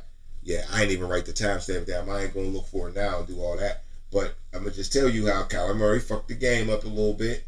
And like I said, I was thinking the Cardinals was going to take the division. We both thought the Cardinals was the best team in the division. Now all of a sudden the Seahawks is back. So this division is crazy. Whoever make the playoffs probably going to make some noise. Ain't nobody going to want to fuck with them. Seahawks is playing good defense. Rams is playing good offense and good defense. Cardinals is kind of slipping, but they were something for a minute, so they got some talent. And the 49ers is at the bottom, but still sitting at 6 and 7, and can make the playoffs still. Because who's the 3 teams in the NFC? You got Commanders right now, Vikings and the Packers, and that's it. Right now, the Falcons will be out of the playoffs. Yeah. So, like you said, though, whoever wins that division in the NFC West, that's the only team that's going to make the playoffs in that division. Mm-hmm. So, you got to win that division. Unless somebody slip up big time like the Commanders, which could happen. But, all right. Yep. Let's move it on, man. The Saints and the Giants. Hold on. No. The only reason I want to talk about these 2 dumbass games is because, hold up. Like I said, hold on. Give me a second. Derek Carr really sucks. Derek Carr? Okay, yeah. You're talking about. Kirk Cousins is old. Kirk Cousins is getting old. He's done. He was throwing all types of interceptions too. But okay, so here we go. Alright, so like I said, I got Saints, Giants, Jaguars, Titans, right? Only reason I'm talking about these games is because this was the battle for last place. I mean, not for last place, but first place in the draft. Right. So all 4 of these teams should want to lose, but somebody got to win this motherfucking game, right? So Jacksonville they had the number 1 pick in the draft, right? But when they beat the Titans, they went from number 1 to the 5th pick in the draft. Now, I know the season ain't over and nothing like that, but between these teams right here, Las Vegas, New York Giants, New England Patriots, Carolina Panthers, and the Jacksonville Jaguars, and the Tennessee Titans, shit, even the Jets, because they 3-10, and Cleveland's 3-10. All of them is in position to get that first pick still. All of them. Who's going to do the fucking tanking, bruh? Who's going to do the fucking tanking? So that's what triggered me when I seen Saints, Giants, Jaguars, because they was all in the top 5. Those 4 teams were the top 5 teams, and they still are. Oh no, I'm lying. Yeah, Giants, Vegas, no. Saints is so they won. So now they're at 10. Now they're at 10. So now they put themselves out of the conversation, but there's still 4 weeks left. So at this point, this is pretty much a conversation for us to the end of the year. Because it's funny how it went down like that this week, and it's just going to be a battle for that all the way through. But at this point, it could be anybody. It ain't over. But Las Vegas, the way they gamble, they going to tank. They already on a 9-game losing streak. Mm-hmm. Where they at? Raiders, I believe it's 9. Don't give me the line. If it ain't 9, it's 8. It's a 9-game losing streak already. Why not? Keep losing. All right, question for you, man, before we get out of here. We done talked about all these teams, all these performances this week. Seen a little bit. If the season ended today, who's your coach of the year?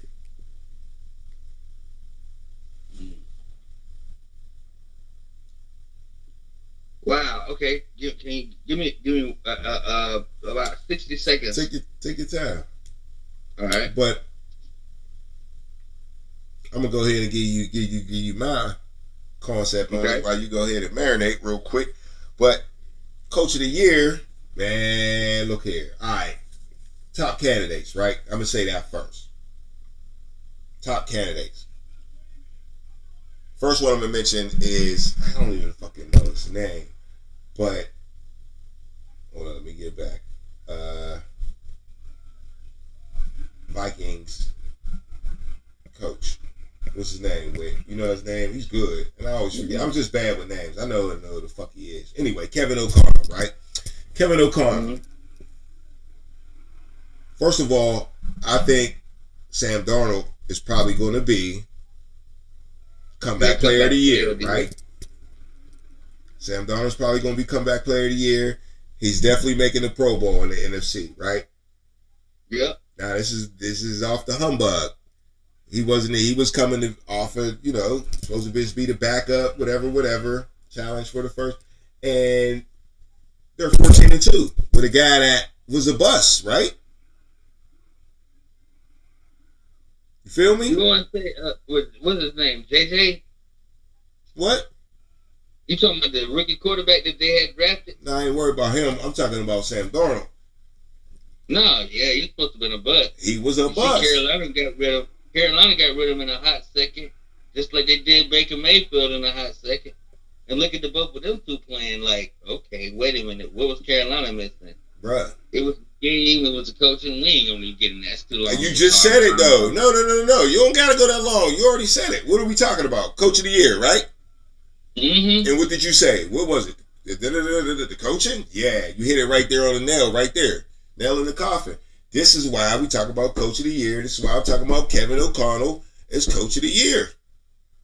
Now, is he the only candidate? No, but he's definitely, to me, he's in third place right now. I mean, and I really ain't ranking him, but he's the third. He's out of the three guys I'm thinking about. He's, who I'm going with first. All right, Kevin O'Connell for making Sam Darnold the man and making the Purple People Eaters 14-2. Is it? What's their record?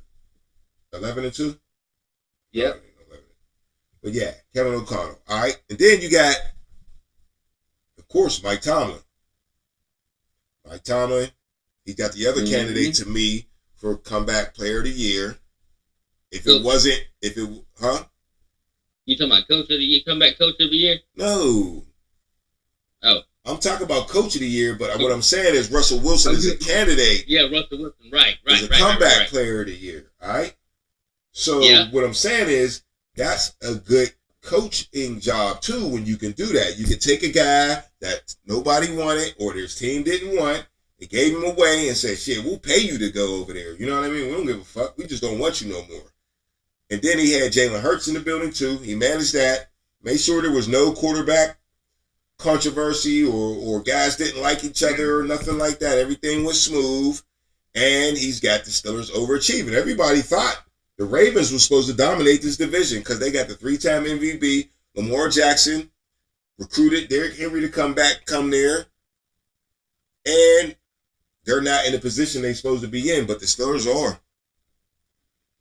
When you have the opportunity and chance to be in a position for as long as Mike Tomlin has been, Brett, you only get better as time goes. Yeah. Andy Reid had that, right? Yeah. So this could possibly be that turnaround moment. You know what I'm saying? Yeah. He's definitely up there. You say that. Yeah. Now, my last guy, I'm going to mention, and you tell me after this if I'm like sleeping on somebody or left somebody out. But of course, my last guy got to be Dan the Soup Man Campbell, right? Oh, God, yeah. Knee biter. Got to be him, all right? Dan Campbell. Why? Because he got his lines looking like they playing techno ball. I keep saying it.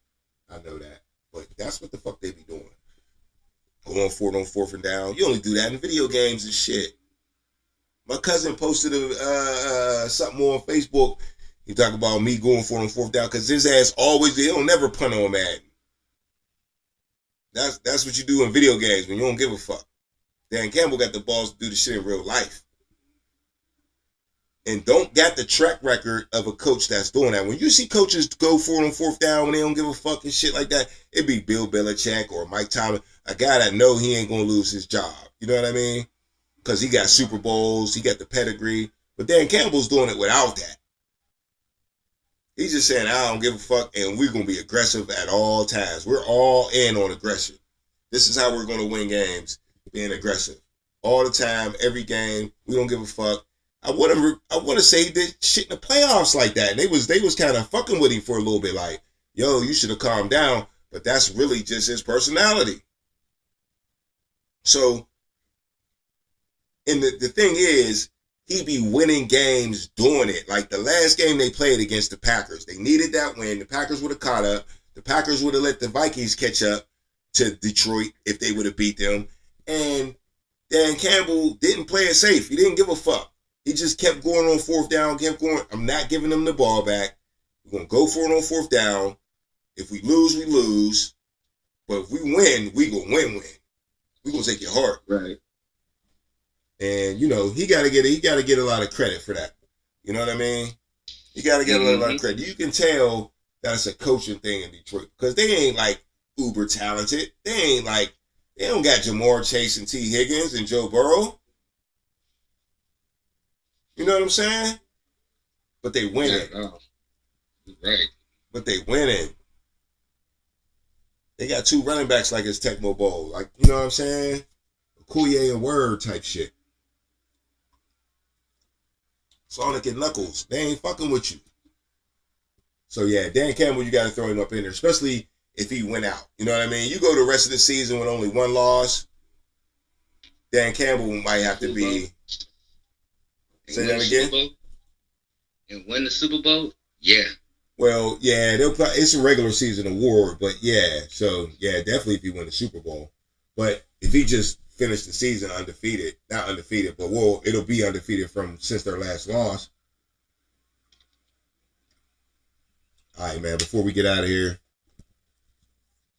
let me get a top 5 MVP since we on the Coach of the Year. We're going to write it down. And we're going to look at it later because it got to be way different. Yeah, it sort of is. Yeah, since the last time we did it. I still got it written down with the last time we did it. Let me see. Or is this? Nah. Ooh, it's way different. Especially yours. It going to be. We still had Lamar Jackson in the shit. All right, let's go. Top 5 from the bottom. You go first. Oh, shit. All right. All right, fuck me up. All right, let's see.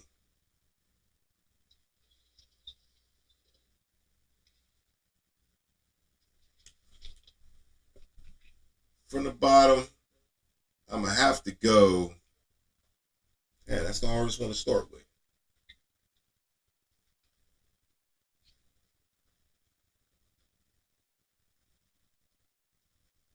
Damn. Okay, now I know who it is. Jamar Chase. Jamar Chase. All right, I almost left my boy out. I said I wasn't going to. Jamar Chase is my number 5 for MVP. Not going to win the MVP, but I'm just going to give him credit and get up in that top 5 because he's motherfucking balling, taking over motherfucking games. He got to be the number 1 fantasy non-quarterback out there, especially in the league like ours. He got to be. So he's leading the league in receiving. I don't think he's leading receiving in catches, though, because you know Brock Bowers is still doing that, my boy at tight end. But anyway, yeah, Jamar Chase is my number 5. Then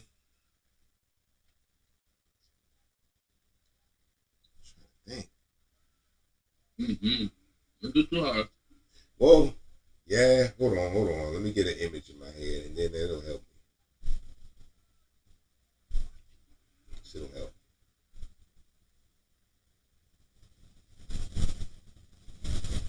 My shit's all fucked up. There we go. What you say? Don't think too hard. I don't know, dog. It's a tough one. I just know who I got at the top. For real, I ain't going to lie. Alright, talk to me. Who you got at the top? Okay, Jared Goff is number 4. I got it. Josh Allen, my number 3. All right. And I still got Henry and motherfucking Barkley. All right. All right then. Yep. It's close to mine. But Josh Allen's creeping though. Josh Allen might be number 2. But I got this vibe that Henry's about to start going hard. So yeah. 1 through 5, Barkley. My bad for taking so long. Barkley, Henry, Josh Allen, Jared Goff, and Jamar Chase. All right. I like that. I like what you said. You said it's going to change a real differently for mine, right? I mean, for both of us, shit. We both had Lamar in our last one. Your last one was Mahomes, Allen, Lamar, and Henry and Barkley, though, still. They still at the top. Well, at least on mine. That was yours, though. All right. You ready? Yeah. All right. So at number 5, I'm going to go with Josh Allen. Mm-hmm. And number 4, I have to say Lamar Jackson. Damn, so Lamar, huh? Okay. Mm-hmm. At number 2, 3. it's a twist right here. It's a twist. You need 3. But Number that's 3. that's Number 3. Number 3. I'm sorry. Number 3, All right. Jamar Chase. I like it. I like it. And number 2, we already know DH. Derrick Henry. Okay. And number 1, you already know. Say. Yeah. Okay. So, Hey. you left your boy Jared Goff out. Yeah. Mm. You didn't do it yet. I mean, yeah, it always got to be stats. But, okay, I feel you. It's not about stats, right? Everything around him, I ain't saying he ain't doing anything, but he's really doing a whole hell of a Yeah, lot. you know he damn. Yeah, you know he do his damn thing. But, like, I'm pretty sure he's probably in the top 10 for passing yards. Right. I don't even see him being in the top 5 for passing yards. If you want to say anything about anybody being up there, Joe Burrow, good gosh, the way he had Jared Goff right about this point. Yeah, that's who's leading the league in passing. So, Exactly. by a lot. A whole hell of a lot. Yeah, like 300 yards. The whole game. Mm-hmm. So, you know they got something dangerous going on. Mm-hmm. And with that said in mind, I'm leaving Joe Burrow out No. Oh, of the Joe top Burrow. 5. Oh, okay. Of the top 5. Okay. I'm leaving him out of the top 5 Right. because of Jamar Chase. Yeah, he's the catalyst of it. Mm-hmm. Just throw it to him, basically. All day. What? And then you can't never give it to a quarterback with a losing record. Bruh. Just can't do it. The one thing that is killing me is his yak. Right. Good God. Yeah. Yards at the pitch. Come on. Yeah, that's how he won it. That's how he won the Cowboy game. He caught a little out and just turned it up and bounced on him. I see him do that against us. My God. Just turn around and bounce on him. Live. I seen him do that live. Yeah. It's a bad boy right there. Totally. I ain't gonna do a number on my wall for nothing. No doubt. Mm-hmm. But yeah, man. Yeah. Yes, sir. Barkley's still number 1. Yeah. Yes, sir. 16-23. It said he needed like 400 and something yards to win the all-time record. All-time rushing season record. I don't know who holds it. Is it Eric Dickerson? Hold up. Mm-hmm. Is it? I believe so. Hold on, let's find out. Single season.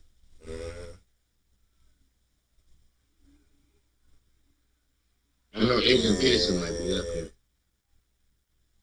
And AP might be up there. I don't know if AP got it, though. He was still here.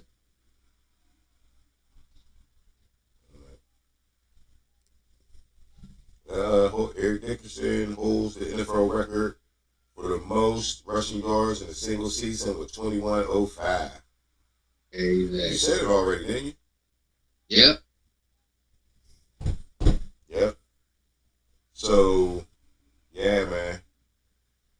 like to see Saquon Barkley. So what's that? 2105. What do we have now? 1623. That's a lot of fucking yards. A lot of yards. That's a lot of yards.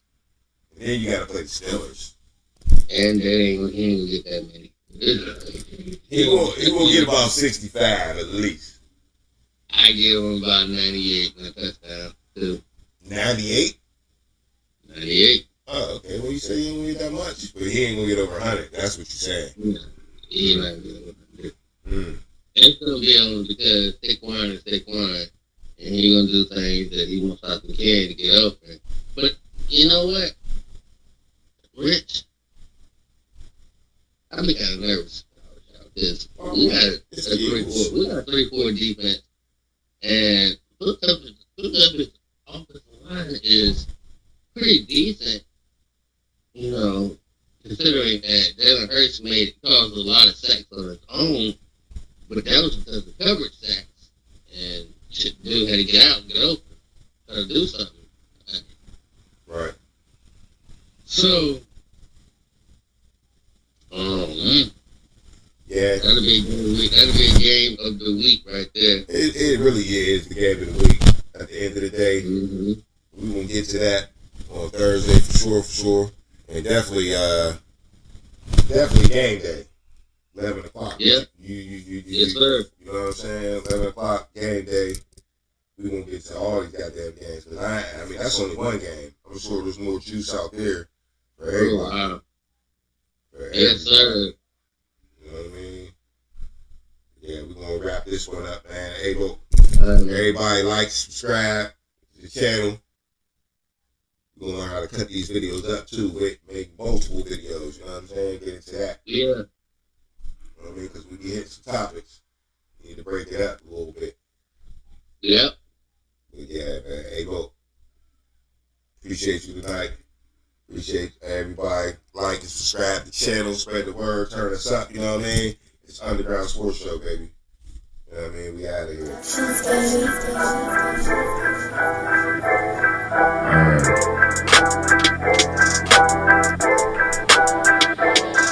Yeah, it's the underground, it's the underground, it's the underground, it's the underground. You better pass, you better run, hey, that's your ass, boy, you done. It's the underground, it's the underground, yeah, it's the underground, it's the underground. You better pass, you better run, hey, that's your ass, boy, you done. Move the sticks, first down, you better not step out of bounds. You don't really want it, but you really need it. It's the underground, man, we undefeated. Michael Jackson couldn't beat it, fourth down, couldn't reach it, man, your squad about to lose it. Go ahead and face the music, flip a coin, you still lost. Pay the cost to beat the balls, turn your motherfucking lights off. Yeah, CTE, these niggas can't see me. Got your head fucked up, got the game locked up, and it's over for your ass. Fourth down, you better pass. You know what it is, you ain't gotta ask. It's the underground, it's the underground, it's the underground, yeah, it's the underground. You better pass, you better run, and that's your ass, boy, you done. It's the underground, it's the underground, yeah, it's the underground, it's the underground. You better pass, you better run, and that's your ass, boy, you done.